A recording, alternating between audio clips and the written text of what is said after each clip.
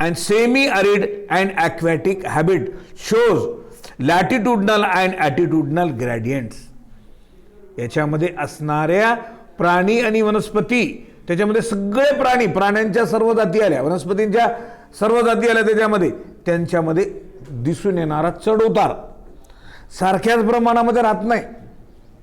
बरोबर आहे. त्यांना मिळणारा अन्न ते अवलंबून त्याच्यावर परिणाम करतो, त्यांना खाणारे शत्रू त्याच्यावर परिणाम करतो, तिथलं वातावरण, तिथलं पाणी, तिथलं हवामान त्यांच्या पूर्ण आरोग्यावर किंवा त्यांच्या क्लायमेटवर परिणाम होतो, असा त्याचा अर्थ आहे. त्याच्यानंतर आता बघा पुढे, latitudinal ecological studies have revealed that, revealed म्हणजे प्रकट होणे, बरोबर आहे. Ecological study have revealed that the distribution of diversity is not uniform around the globe. या पृथ्वी तलावरची सर्व सजीव सृष्टी सारखी नाही. बरोबर आहे. का म्हणतो या ठिकाणी, इथे या ठिकाणी diversity is not uniform, species richness exhibit latitudinal gradient for many plant and animal if not all. सगळीचे सगळेच नाही, मात्र त्यांच्यामध्ये विभिन्नता खूप वेगवेगळ्या प्रकारची दिसून येते. It has been observe that species richness, असं निदर्शनास आलेलं आहे. काय म्हणतंय, it has been observe that species richness is high at lower latitudes. Species खालच्या पृष्ठभागामध्ये जास्त असेल, पर्वताचा उंच प्रदेशाचा भाग आहे, हिमालयासारखा प्रदेशाचा भाग आहे असं करीतो आपण, बरोबर आहे. समुद्र सपाटीपासून हिमालयाची उंची तर खूप मोठी आहे. जसं जसं वर जाऊ तसं तसं वातावरण विरळ होत जातो, प्राणी वनस्पती त्यांचं विरळ. जिथपर्यंत जो खालचा भाग असेल, प्रदेश असेल, ते तिथे खूप अशा प्रकारचं, तिथं काय बरोबर. इथं काय म्हणतंय, इथं म्हणतंय it has been observe that, असं आपल्याला निदर्शनास येईल, species richness in high is high, जास्त प्रमाणामध्ये स्पेसिस कुठे दिसतील, हाय ॲट लोअर लॅटिट्यूड, खालच्या भागामध्ये, बरोबर. And there is a steady decline towards the pole, मग टोकाकडे स्थिर होत जाईल त्या ठिकाणी, बरोबर. स्थिर घट होणे, डिक्लाइन म्हणजे त्याचा ऱ्हास होणे किंवा घट होणे, असा त्याचा अर्थ त्या ठिकाणी. पुढे बघा त्या ठिकाणी आणखीन काय म्हणतो, त्याच्यामध्ये असं त्या ठिकाणी आहे, factor like overall stability of tropical region, factor like overall stability, त्यांचं स्थिरीकरण होण्यासाठी प्राणी आणि वनस्पतींचं ट्रॉपिकल रिजनमध्ये, ट्रॉपिकल रिजन म्हणजे काय, म्हणजे उष्णकटिबंधीय प्रदेश, बरोबर. तिथे फॉर मिलियन्स ऑफ इयर्स, बरोबर आहे, lesser climatic changes throughout the year, संपूर्ण वर्षामध्ये लेसर क्लायमेटिक चेंज म्हणजे कमी प्रमाणामध्ये क्लायमेटिक परिणाम, म्हणजे त्या ठिकाणी वातावरणात बदल होतो. अँड अवेलेबिलिटी ऑफ प्लॅन्टी म्हणजे भरपूर, of sunlight that favoured speciation, त्यातल्या तिथल्या स्पेसीज वाढण्यासाठी त्या ठिकाणी खूप त्या ठिकाणी सूर्यप्रकाश वगैरे त्यांना मिळतो आणि ते वातावरण त्यांना त्या प्राणी आणि वनस्पतींच्या वाढीसाठी फेवरेबल होतो. म्हणून स्पेसिएशन असा शब्दावर, स्पेसिएशन म्हणजे फॉर्मेशन ऑफ न्यू स्पेसीज, नवीन जाती तयार होणे असा त्याचा अर्थ आहे. Tropical area have less often म्हणजे अनेकदा, म्हणजे काय होतं, tropical area have less often experienced drastically disturbance like, drastical म्हणजे काय, अत्यंत, बरोबर आहे. त्याच्यामध्ये काही परिणाम जर झाला असेल तर वाईट परिणाम, काय, डिस्टर्बन्स लाईक पिरियडिक ग्लॅसिएशन, ग्लॅसिएशन म्हणजे हिमवृष्टी, हिम म्हणजे बर्फ, बरोबर आहे. ज्या ठिकाणी म्हणजे पूर्ण कालावधीसाठी बर्फ जर पडत असेल तर त्याच्यावर परिणाम करतो. ऑब्झर्व ॲट पोल, हे ध्रुवी टोकाकडे आढळून येतात पृथ्वीच्या, बरोबर आहे. Such a stability over millions of year might have favoured speciation. आता अशा प्रकारचं काही प्राण्यांच्या म्हणजे सजीवांना त्या ठिकाणी काय होतं, त्या ठिकाणी माइट हॅव फेवर्ड स्पेसिएशन, त्यांचं स्पेसीज वाढण्यासाठी कोणाकोणाला ते फेवरेबल असतं, बरोबर आहे. काही प्राण्यांना पाणी जास्त लागतं, काही प्राण्यांना वनस्पतींना पाणी कमी लागतं, काहींना त्या ठिकाणी बर्फ लागतो, बरोबर आहे. अशा पद्धतीने ते त्या ठिकाणी वेल अशा पद्धतीने वाढतात. Lesser migration in tropical might have, lesser migration कमी मायग्रेशन होणे, मायग्रेशन म्हणजे स्थलांतर, या भागाकडून त्या भागाकडे जाणे. लक्षात आलं काय म्हणतो, राईट. समजा आपल्याकडे पाणी नाही राहिलं तर आपण स्थलांतर करतो, बरोबर आहे. इथे नाही राहत, आपल्याकडे जिथे पाणी असेल तिथे उपलब्ध. Lesser migration in tropical might have reduced gene flow between the geographical isolation region and favored speciation. बघा ते सुद्धा सांगितले त्यांना. Scientists also have considered the availability of the more intense sunlight, warmer temperature, बरोबर आहे. सूर्यप्रकाशचा विपुल प्रमाणामध्ये आहे, वार्मर टेम्परेचर उबदार तापमान, वार्मर म्हणजे उबदार असं, आणि higher annual rainfall in tropics. Higher म्हणजे खूप अशा प्रकारचं रेनफॉल, अतिवृष्टी, बरोबर. काही प्रदेश आहेत सतत पाणी पडत असतं त्या ठिकाणी, असा त्या ठिकाणी त्याचा अर्थ आहे. Annual higher annual rainfall in tropical as a factor responsible for the bountifulness. Bountiful म्हणजे काय, उदारपणा, बरोबर आहे. ते वाढीसाठी उदारपणा असा त्याचा अर्थ. Of this region in more or less constant climate condition and abundance of resources, विपुल प्रमाणामध्ये रिसोर्स म्हणजे नैसर्गिक साधन संपत्ती, त्यांच्या वाढीसाठी लागणारं, त्यांना मिळणारं अन्न, पाणी, हवा, उष्णता, सगळ्या गोष्टी नैसर्गिक साधन संपत्ती ते तिथे आली असा त्याचा अर्थ त्या ठिकाणी. म्हणून some animals enjoy food preferences, तिथं काही ॲनिमलला फूड प्रेफरन्स म्हणून त्या ठिकाणी एन्जॉय करतील. For example fruit being available throughout the year in rainy forest, variety of frugivorous organism, frugivorous म्हणजे काटेकोर अशा पद्धतीचे ऑर्गॅनिझम त्या ठिकाणी असणारे organism is obviously more as compared to the temperate region. Temperate म्हणजे तापमानाच्या भागामध्ये राहणाऱ्या प्राणी त्या ठिकाणी त्यांच्या तुलनेमध्ये या भागातले प्राणी चांगल्या पद्धतीने ग्रोथ होऊ शकतात असा त्याचा अर्थ आहे. In short, species richness or diversity for the plant and animal decreases as we move away from equatorial to pole. Equatorial म्हणजे पृथ्वीचा विषुववृत्तीय पट्टा, तिथे सूर्यकिरण जास्त असतात, आणि ध्रुवी टोक पृथ्वीचं तिथे सूर्यकिरण नसल्यामुळे तो पोलार रिजन, तो त्या ठिकाणी ग्लॅसरीज असतो, बर्फमय असतो, सतत त्या ठिकाणी असणारा बर्फाळा प्रदेश असा त्याचा अर्थ आहे. It is maximum in tropical rainforest. For example, Amazon rainforest, अमेझॉनचं जंगल ऐकलं असेल नाव तुम्ही, बरोबर आहे. त्याच्यामध्ये त्या ठिकाणी काय म्हणतं, या ठिकाणी याच्यामध्ये 40,000 प्लांट्स, 1,300 बर्ड्स, 427 मॅमल्स आणि त्याच्यानंतर त्या ठिकाणी मॅमल्स 3,000 स्पेसीज, बरोबर आहे. या ठिकाणी वनस्पतींच्या, पक्ष्यांच्या आणि सस्तन प्राण्यांच्या जातींची संख्या सांगितली आहे ना. हे जातींची संख्या, जातींची लक्षात आलं का म्हणतो. आणि एका जातीमध्ये मिलियन्स ऑफ ऑर्गॅनिझम असतील त्यांचे, असा त्याचा अर्थ आहे. त्याच्यानंतर आता बघा ॲटिट्यूडनल किंवा ॲटिट्यूडनल, त्याच्यामध्ये it speaks for the height from means of sea level upward, समुद्र सपाटीपासून उंचीवर असणारे प्रदेश, जसे की पर्वतमय प्रदेश असतात, मोठमोठे पर्वतमय, बरोबर आहे, असा त्याचा अर्थ आहे.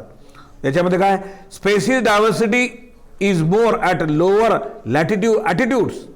बघा species diversity more at lower, खालच्या पृष्ठभागामध्ये स्पेसीज जास्त प्रमाणामध्ये आढळून दिसतील दॅन ॲट हायर ॲटिट्यूड्स.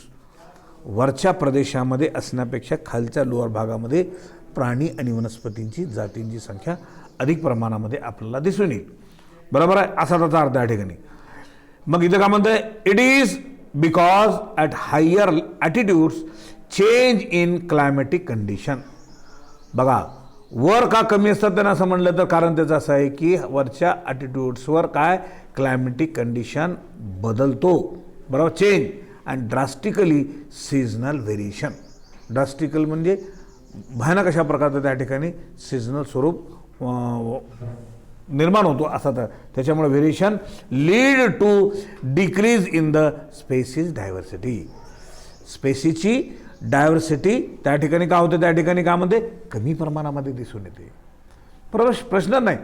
जसं वर जाऊ आपण पर्वताच्या भागामध्ये तसं प्राणी आणि वनस्पतींची संख्या विरळ होत जाते आपल्याला. कारण जसं वर जाऊ हवा सुद्धा विरळ होत जाते. हवेचं सुद्धा विरळ आहे, बरोबर आहे. त्यांना मिळणारे नैसर्गिक साधन संपत्ती सुद्धा कमी आहे असा त्याचा अर्थ. आणि त्याच्यानंतर आता बघा पुढे बी भाग आहे स्पेसीज एरिया रिलेशनशिप. जाती, स्पेसीज म्हणजे जाती. लक्षात आलं. आपण जे मानतो त्या जाती नाही, आपली एकही जात बसत नाही. आपली एकच जात आहे, मनुष्य जात. धर्म आणि आपण जी जाती आपण जे पोचलेले आहोत ते आपल्या सोयीसाठी. जसं एखाद्या घरामध्ये एकाच आई वडिलांची मुलं असतात. त्यांची मुलं लग्न झाली, त्यांची लेकरं वाढतात, त्यांची वाढली परत त्यांची वाढतात, घर फुटून निघतंय, बरोबर. मग त्याच्यामुळे काय करतात त्या ठिकाणी आईवडीलच म्हणतात एक काम कर, तुझे हे लेकरं बाळं घे, तिथल्या बाजूला तिथं ते आहे ना वाडा, तिथं बांधून राहा. तुझे आहेत ना ते तिकडं जा, तिकडं राहा, तू शेतात राहा, तुम्ही इकडं राहा. मग असं वाटून करून दिलं. तसं हे आपल्या सोयीनुसार धर्म आणि जाती आपण पोचलेल्या आहे. आपल्या सर्वांची मानव जात एकच आहे, एकच आहे, एकच आहे. लक्षात ठेवा. लक्षात आलं. त्याच्यामध्येही आपले भांडणं, बरोबर आहे, कशातही भांडणं आपले. लक्षात आलं. खूप म्हणजे खूप, असं की जीव घेण्यासारखे असो. आता तो विषय नाही, तो आपला विषय या ठिकाणी बघूया. बघा, scientist have tried to establish the relationship between the species diversity. शास्त्रज्ञांनी काय केलेलं आहे, असं प्रयत्न केलेला आहे, एस्टॅब्लिश रिलेशनशिप काय केलेलं आहे between the species and diversity. Size of the habitat. Habitat म्हणजे जिथे आढळणारे, जिथे जागा आहे प्राणी आणि वनस्पतींची, त्यांची साईज किती आहे, बरोबर आहे. तळ्यामध्ये पाणी आहे, त्या तळ्यामध्ये मासे आहेत, त्यांची साईज किती आहे. त्या तळ्यामध्ये आणखीन बेंडकं आहे, त्या ठिकाणी आपण गरीब धरू, डबका आहे, त्याची साईज किती आहे. त्याच्यामध्ये असणारे प्राणी, बरोबर. किंवा आणखीन शेताचा भाग आहे, बरोबर आहे, माळरान आहे, माळरानाची एवढं मोठं माळरान आहे, त्या माळरानाची साईज, तिथे असणारे प्राणी आणि वनस्पती कोणकोणते आहे त्या ठिकाणी. लक्षात आलं. असा त्याचा त्या ठिकाणी ते अर्थ. म्हणून it is considered that the number of species present in directly proportional to the area. तिथे असणारे प्राणी आणि वनस्पती डायरेक्टली प्रोपोर्शनल परिणाम करतात तिथल्या एरियावर. या भागामध्ये किती जंगल आहे, या भागामध्ये जंगलामध्ये असणारे प्राणी किती आहेत, या भागामध्ये असणारे दुसरे प्राणी कोणते आहेत, वेगवेगळ्या जातींच्या कोणकोणत्या आहेत, कोणत्या भागामध्ये कोणते कोणते प्राणी प्रसिद्ध असतात हे आपल्याला माहीत असतंय, बरोबर आहे. असा त्याचा म्हणजे directly proportional to the area, तिथे डायरेक्ट परिणाम करतो. मग त्याच्यानंतर इट इज अंडरस्टूड दॅट, त्याच्यामुळे आपल्या लक्षात येतं काय, that large area may have more resources. मोठ्या एरियामध्ये त्या प्राणी आणि वनस्पतींचं रिसोर्स विपुल प्रमाणामध्ये खूप आहे, बरोबर. रिसोर्स लक्षात आलं ना. नैसर्गिक साधन संपत्ती त्यांच्या जगण्यासाठी लागणारी, that can be distributed among the inhabitant species. Inhabitant म्हणजे तिथे आढळून येणाऱ्या ज्या काही स्पेसीज असतात, तर त्यांच्यामध्ये त्या ठिकाणी त्याच्यामध्ये किती रिसोर्सेस डिस्ट्रीब्यूट झालेला आहे, सफिशियंट होतंय का नाही, का कमी पडतं त्या ठिकाणी. विपुल प्रमाणामध्ये असेल तर तिथले प्राणी आणि वनस्पती जगून फ्लरिश राहतात, वेल राहतात आणि त्यांची पॉप्युलेशन संख्या वाढते. आणि जर कमी तर असेल तर त्याच्यामध्ये त्यांना प्रॉब्लेम होतो. Does this always hold true. बघा, हे ऑलवेज खऱ्या पद्धतीने आहे असं. त्याच्यानंतर जर्मन नॅचरलिस्ट अलेक्झांडर व्हॅन, बघा ह्यानं दाखवून दिलेलं आहे. काय दाखवून दिलेलं आहे त्या ठिकाणी व्हॅन, याच्यामध्ये काय झालेलं आहे, Humboldt observe that species richness does not increase with increase in area. Increase जसा एरिया वाढेल तसं स्पेसीज वाढते अशातला भाग नाही. But up to a limit, परंतु त्याचीही मर्यादा आहे. डार्विनचं थिअरी होती, तुम्ही म्हणजे मी शिकवलेलं आहे, ऑनलाईनवर शिकवलं वाटतं, तुम्हाला ऑनलाईनवर तर तुम्ही बघितला का नाही मला तेच माहीत नाही, इथलं तुम्हाला लक्षात राहत नाही ऑनलाईनचं काय असो. ऑनलाईन बघा, एक उदाहरण देतो. त्या ठिकाणी एक जमिनीमध्ये आपण बी पेरला, ज्वारीचं बी पेरलं, कणसाला किती बिया येतील होत्या? अंदाजे किती येतील? अंदाज सांगा ना. 50 बिया असतात का रे? 1000, 1500, 2000च्या आसपास असतील. हां, त्याच्यापेक्षा जास्त असतील हो. या तुम्ही मोजून, एक कणीस आणा ज्वारीतून, तुम्हाला मोजून दाखवतो. हां, 1000 असं गरीब धरू. ओके, बरोबर आहे. तेवढ्याची तेवढे पुन्हा आपण पेरले, त्याची बिया किती होतील? ऐका ऐका ऐका ऐका ऐका. मग तेवढ्याचे तेवढे बिया, तसं आपण काही त्यांना काही होऊ दिलं नाही, तेवढेचे तेवढे आणखीन परत पेरले, परत आणखीन तेवढे आलेले, त्याच्यापेक्षा जास्त आले, तेवढे पेरले आपण, काय होईल? एक वेळ अशी होईल की पृथ्वीवर त्या एकाच स्पेसिसनं पूर्ण जात व्यापून जाईल. पण बट नेव्हर ऑकर लाईक दिस, असं घडत नाही. प्रोडक्शनची कॅपॅसिटी तर सर्व सजीवांची जास्त आहे, परंतु इथं आवरेज इथं का म्हणतंय या ठिकाणी, इथे का म्हणतंय, इथं या ठिकाणी असं म्हणतंय,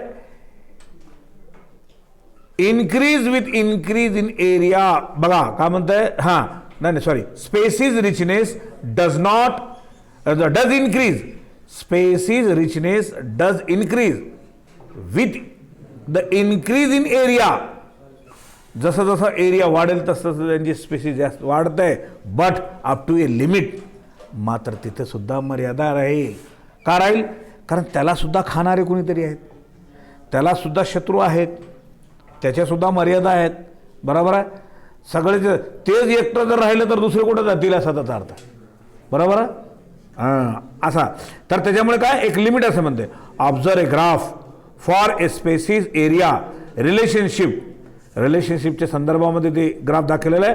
for many species this curve is a rectangular hyperbola. Rectangular म्हणजे आयात आकृती असा त्याचा अर्थ त्या ठिकाणी वर आलेलं. त्या ठिकाणी if we considered yes to be species richness, तिथं त्या ठिकाणी कर्व दिलेलं आहे. यस म्हणजे स्पेसिस रिचनेस, स्पेसिसची संख्या वाढलेली. ए ॲज एरिया अंडर स्टडी, ए म्हणजे ज्या भागामध्ये त्या स्पेसिस आहेत त्या एरियाचा नाव. बरोबर आहे. ते कोणत्या भागामध्ये? C as the y intercept and z as slope of the line. This relationship, intercept म्हणजे खंडित होणे, तिथे वाढलेलं आहे परत कमी झालेलं आहे, परत वाढलेलं आहे कमी झालेलं आहे, असा त्याचा अर्थ त्या ठिकाणी त्या एरियामध्ये. बरोबर आहे. This relationship can be described by the equation. आता फक्त इथे एक इक्वेशन दिलेलं आहे, log S equal to log C plus Z log A. त्याच्यामध्ये आता मी सांगितलेलं आहे, एस आर सांगितलं, सीचं सांगितलं आणि झडचा आणि एचं सुद्धा सांगितलेलं आहे. बरोबर आहे. असा त्याचा अर्थ त्या ठिकाणी. त्याच्यानंतर पुढे बघा, on the logarithmic scale this relationship is a straight line as observed in the figure above. वरच्या फिगरमध्ये ते ग्राफमध्ये त्या ठिकाणी दिलेलं आहे. एरिया वर्सेस स्पेसिस रिचनेस, ज्या भागामध्ये ज्या एरियामध्ये ज्या जाती आहेत आणि स्पेसिसचा रिचनेस विपुल प्रमाणामध्ये असणाऱ्या वाढत असलेल्या त्यांच्या जाती, असा त्या ठिकाणी त्याचा अर्थ आहे.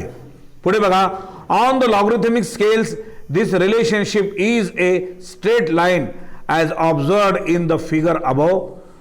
For smaller area, value of z ranges between 0.1 to 0.2 regardless of species or the region under the study. हा सगळा पूर्णपणे आपल्याला अभ्यासासाठी उपयोगी पडतो. कोणत्या भागामध्ये किती, कारण हा एन्व्हायरमेंटलचा भाग आहे पूर्णपणे, पर्यावरणाचा भाग आहे पूर्णपणे या ठिकाणी. बरोबर, असा त्याचा अर्थ आहे. बट त्याच्यामध्ये या ठिकाणी सांगतं, but for the longer area like a entire continents slope are closer to vertical axis steeper This observe the indicates that in very large area, number of species found increase faster than the area explored. Area ज्या ज्या भागामध्ये अधिक प्रमाणामध्ये सजीव आहेत, प्राणी आणि वनस्पती, त्यांचं त्या ठिकाणी स्लोप या पद्धतीने कसं वाढतंय त्यांनी ते सांगितलेलं आहे. आता इथं म्हणतात कॅन यू टेल, तुम्ही सांगू शकाल का म्हणतात काय, हे तर आपण अगोदर सांगितलेलं आहे. What is biodiversity, explain the genetic diversity with suitable example. त्याच्यानंतर species richness goes on decreasing as we move from equatorial to pole. Explain, यानं एक्सप्लेन असं करा म्हणतात त्या ठिकाणी. स्पेसिस ज्या भागामध्ये जास्त आहेत आणि डिक्रीज सुद्धा होत आहेत आणि इक्वेटोरियल रिजन पासून तर पोलपर्यंत.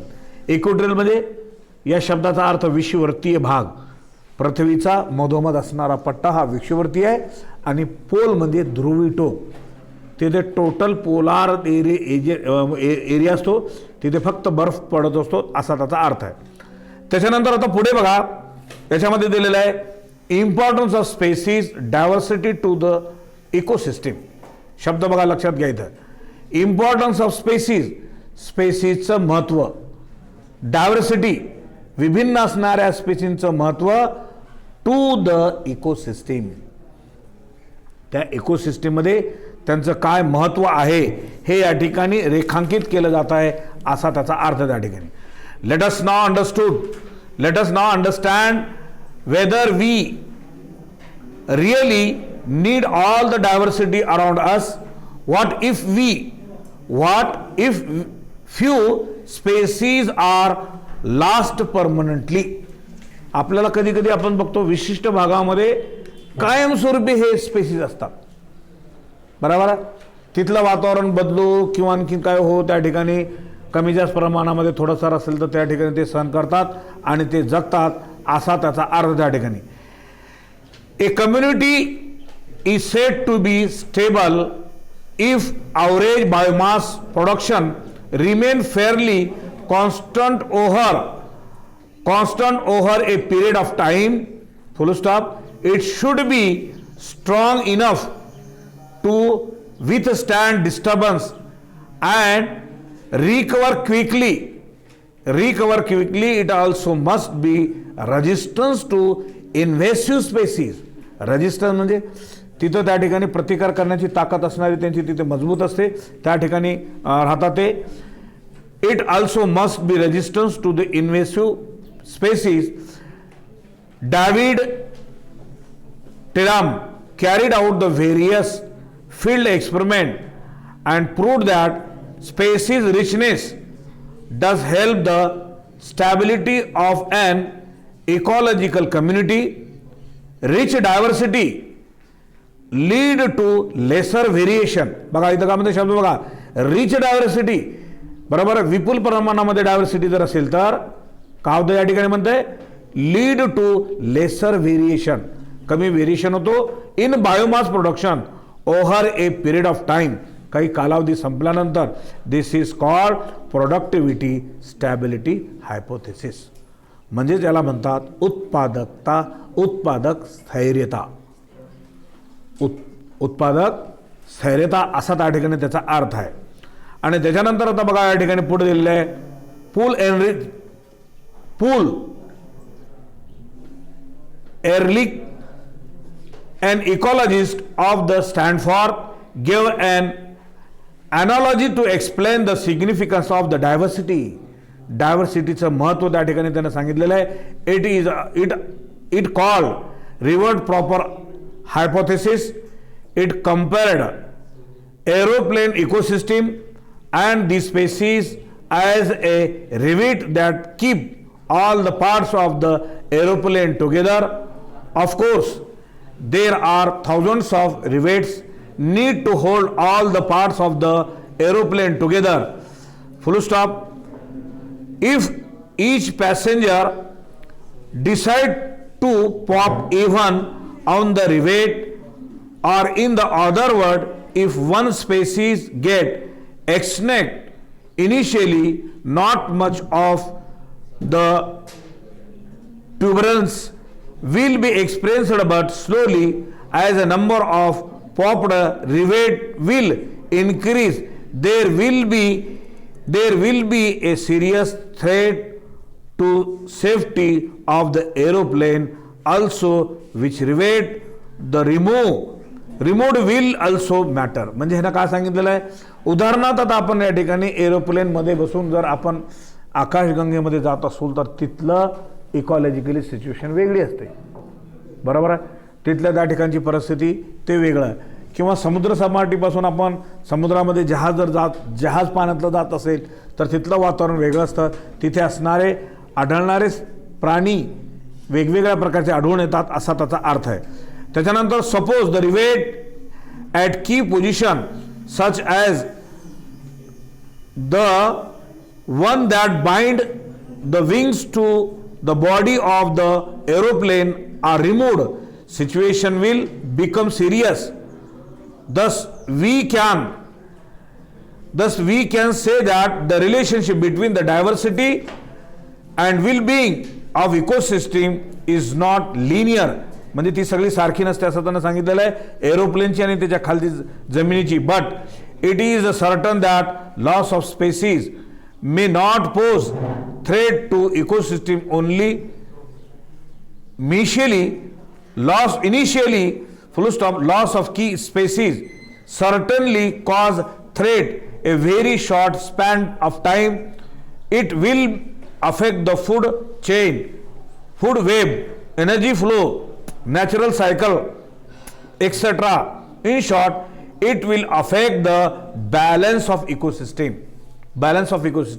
म्हणजे त्यांनी पर्यावरणामध्ये, कारण आपण जर जसं वर जात गेलो हवेच्या जमिनीपासून वरच्या पृष्ठभागावर हवेच्या वातावरणामध्ये तिथे असणारं जे वातावरण आहे तिथल्या वातावरणामध्ये जर एरोप्लेन आपलं जात असेल तर तिथले त्या ठिकाणी इकोसिस्टीम वेगळी असते. तिथे असणाऱ्या सजीवांचं आणि तिथे असणाऱ्या सभोवतालचं त्या ठिकाणी सिच्युएशन वेगळी असते असा त्याचा अर्थ आहे.